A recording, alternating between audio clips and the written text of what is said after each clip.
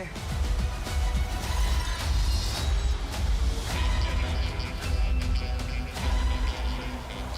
Welcome to Dave's Take. Today we are talking about The Marvels, the latest film in the Marvel Cinematic Universe. Carol Danvers gets her powers entangled with those of Kamala Khan and Monica Rambeau, forcing them to work together to save the universe. The MCU lately has been interesting to me, because if you've been following my channel for a while, you know I love the MCU. They've made some great films. And lately, it seems like the quality of those films have slightly declined. But I'll be honest, I haven't watched all of the MCU shows, and I think that's a big problem with the MCU right now. There's just way too much out there.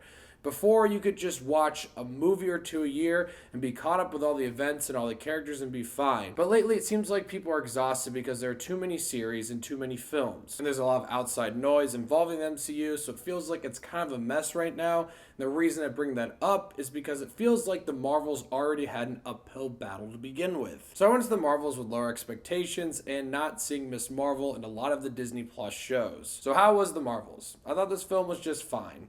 It definitely feels like a film that people are going to see, and they're going to find a lot of reasons to hate on it.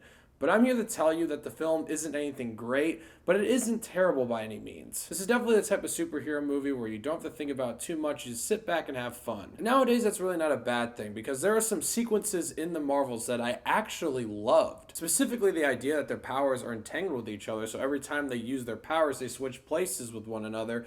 And the first sequence that they do this was actually a blast. It was one of the better, well put together action sequences that I've seen in the MCU in quite some time. That has to do with the editing, the choice of music, all of that really worked for that first sequence. And honestly, the first 20 minutes of this movie, I was actually pretty invested in having a good time. And that has to do with the film being pretty well paced, and our three main characters on screen, when they're all together, they're actually a lot of fun. But that's all the compliments I can give this film, because it does have a lot of issues. Beginning with its villain, the villain here is very weak. You understand her motivations, you understand why she wants to do the things she does, you get all of that. But when she's on screen, it's nothing spectacular. It feels like your villain of the week, and that is something the MCU has ran into in the past for sure. But it's not just the villain, it feels like a lot of other things in this film are really underdeveloped. It feels like Marvel was just going through the motions when they were making this film. But there is a possibility that some of these underdeveloped elements in the film were developed in the Disney Plus series, and I just never saw them. But it does feel like this film is just trying to get through itself. Like, it's trying to be like, all right, let's just get this over with and let's move on. Which is a bummer, because I feel like there is a good superhero movie here.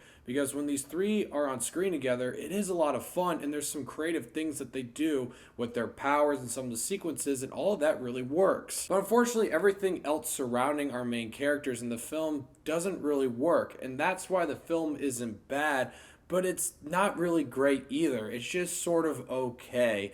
And if you're on the fence with the MCU and lately they haven't really been blowing you away, I'm sorry to tell you that The Marvels isn't going to be that film that's going to get you back on track with the MCU. But I'm also here to tell you it's not a bad film at all. It's still a film you can have fun with. And I think people who are fans of Captain Marvel and some of these characters will have fun with this film. I'm going to give The Marvels 5 Davey Daves.